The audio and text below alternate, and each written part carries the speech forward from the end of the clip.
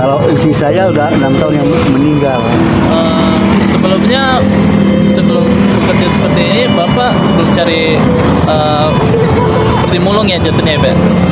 Awal-awalnya saya kan kerja di apartemen, pengurus, masuk keluar barang, pindah-pindah unit, begitu. Setelah ada corona, saya berhenti. Di apartemen? Gadinias. Di Nias? Iya. Oh. Di situ. Sebelumnya kenapa bisa kesini nih, Pak? Setelah itu udah ada corona. Teman aku 2 yang kena, nggak sampai rumah sakit, lewat. Jadi saya langsung vaksin, berhenti saya situ. Waktu corona pertama situ seminggu bisa dapat 30-40 yang meninggal. Itu saya berhenti. Akhirnya ada modal sedikit, ya udah beli gerobak aja daripada nggak tahu kerja apa, ya begitu aja. Begitu. Oke Pak, saya mau bertanya. Setelah Bapak udah bercerita tentang etika, saya boleh tanya sedikit tentang pengalaman hidup Bapak? Ya, kalau saya itu bukan pengalaman hidup, memang lumayan lah semua. Kenapa? Saya itu bukan hanya untuk berjalan, saya itu ngerantau untuk nyari lihat kerja begini, dan situ saya praktek. Setelah itu saya praktek jadi. Setelah itu udah jadi, saya kerja orang panggil bikin begini ya, iya langsung jadi, bukan nggak jadi. Akan supaya apa? Mereka, oh ini orang ini bisa kerja, oh iya oke, mereka panggil pasang keramik, suruh bilang bikin meja ukir, lemari ukir, saya tahu juga kerja begitu. Jadi kita nggak rasa susah. Iya. Oke, baik Pak. Baik Pak, saya mau nanya lagi. Apakah Bapak pernah mengalami sesuatu yang melanggar etika dalam pekerjaan Bapak ini? Kalau buat saya nggak ada yang melanggar etika, tetapi permasalahan saya itu orang baik, saya orang jujur. Kenapa? Saya itu pernah jalan-jalan, saya diambil duit saya 5 juta, HP saya, kartu kakak saya diambil 1 kali, ATM saya diambil 1 kali. Saya bilang, apa salah saya? Saya hanya pasrah kepada Allah. Semoga orang itu berubah nasibnya, ngambil barang saya. Sebab apa? Saya berpikir begitu. Kenapa? Kalau yang mereka butuh ya silakan dipakai. Saya juga bisa hidup lagi, bisa bangkit lagi. Bukan hanya untuk berdiam aja. Gitu. Saya Vina dari mahasiswa dari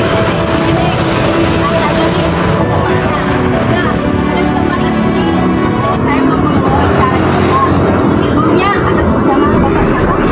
Aku Presianto. Ibunya Bapak kerjanya sebagai apa? Bapak kan sebagai pemakan. Nah, kira-kira etika apa nih yang Bapak terapin?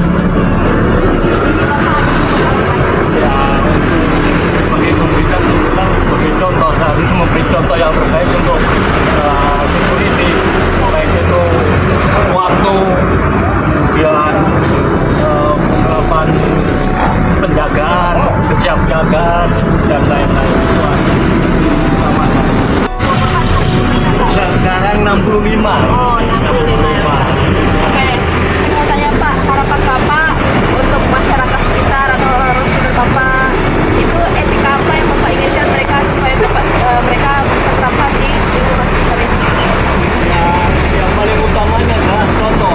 Jadi memberi contoh apa yang saya lakukan untuk jangan sampai contoh yang jelek, tapi contoh yang baik.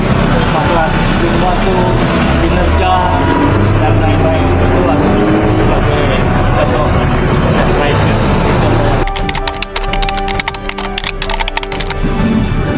Oh ya, maaf sedikit potong tadi.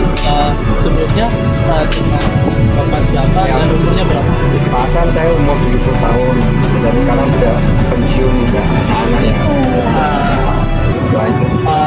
Sekarang kebetulan saya dewa Kristen Nasrani, jadi saya tahu persis dalam baik dalam gereja banyak orang yang itu benar di mata manusia, dengan benar di mata Tuhan itu sangat bertolak belakang. Kalau di mata manusia saya bisa berpura-pura, kalau di mata Tuhan tidak bisa. Tindas pabrik sepeda. Pabrik sepeda. Mungkin dalam bekerja Bapak sebelumnya itu dalam perilaku yang sering kali Bapak lihat nggak antara sesama itu yang melanggar etika gitu? Boleh dijelaskan seperti apa? Satu contoh gini, dalam sama karyawan, kita kadang-kadang suka membedakan karyawan begitu kita bisa waktu itu saya ditugaskan, jadi saya bisa memblok-blokin bego kalau bahasa orang China kan gitu. Jadi ya udah, tapi dengan kita masuk kita sebagai anak Tuhan, satu pelajaran yang sangat menyentuh, karena di dalam Kristen yang paling penting adalah kasih, iman, pengharapan dan kasih. Iman bisa hilang, Iya.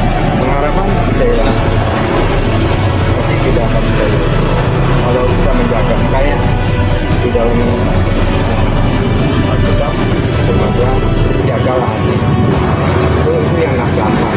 Kadang-kadang kan situasi dan keadaan kita berperilaku sama karyawan yang lebih pendidikan lebih tinggi, saya mengutamakan kalau yang rendah. Saya berpikir sekarang yang terbalik. Yang di bawah saya harus memperhatikan, yang di atas saya tidak begitu memperhatikan. Mereka punya pemikiran lebih baik daripada kalau mereka pintar, mereka juga nggak bisa seperti ini. Maka saya memperhatikan dari gaji, dari keluarganya, kita sangat memperhatikan. Kan kita banyak 400 karyawan, satu persatu saya yang memperhatikan. Kita kadang-kadang kasih gaji tak selesai, tapi tidak seperti itu. Keluarga mereka bagaimana? Terus kehidupan mereka hari-hari kalau dia sakit nggak bisa makan gitu kan. Nah kita sangat memperhatikan hal itu.